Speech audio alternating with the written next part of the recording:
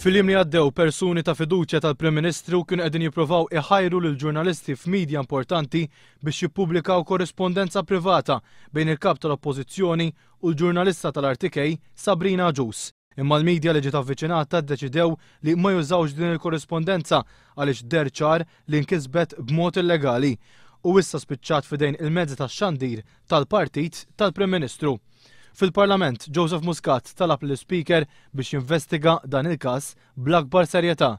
Dan l-ispjunaġġ u hacking sar fil-konfront tiegħi bħala kap tal-Oppożizzjoni, jew fil-konfront ta' ġurnalista, jew fuq it-tnelli aħna.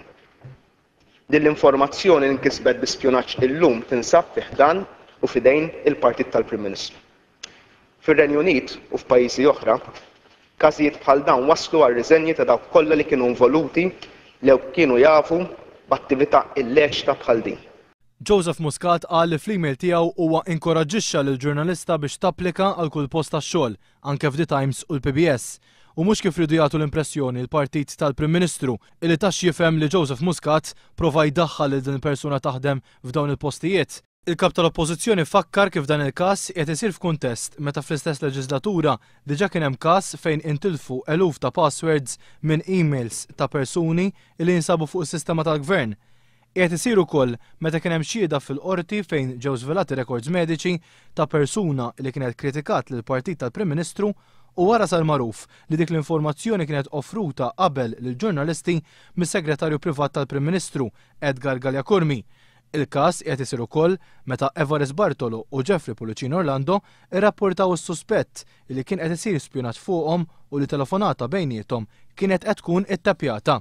U dan il-każ qed isir ukoll meta ex imħallef ikkonkluda li ma jistax jeskludi li l-Pulizija ħaffet il-proċeduri kontra persuna privata fil-każ Engerer sempliċement għax kien telaq lill-Partit tal-Prim Ministru.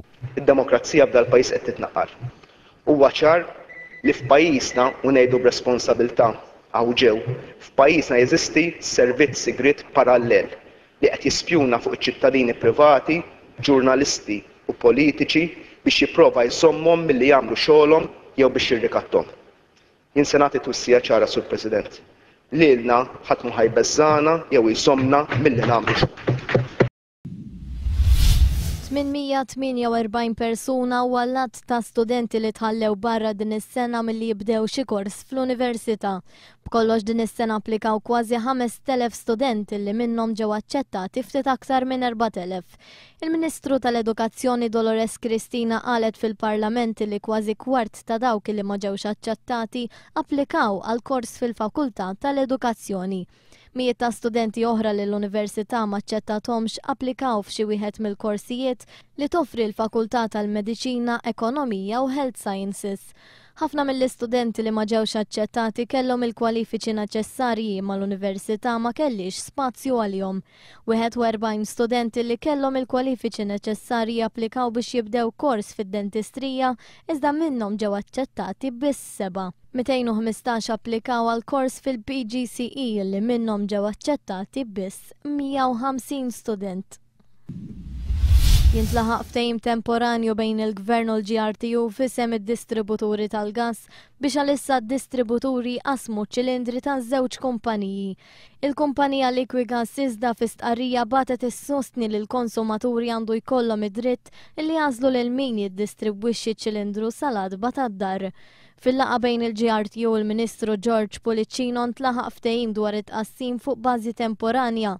Fis-stqarrija ntqal li l-kumpanija Liquigas u EasyGas wedu lid-distributuri li għal perjodu ta' żmien ser isir tqassim id-distributuri biċ-ċilindri ta' żewġ kumpaniji.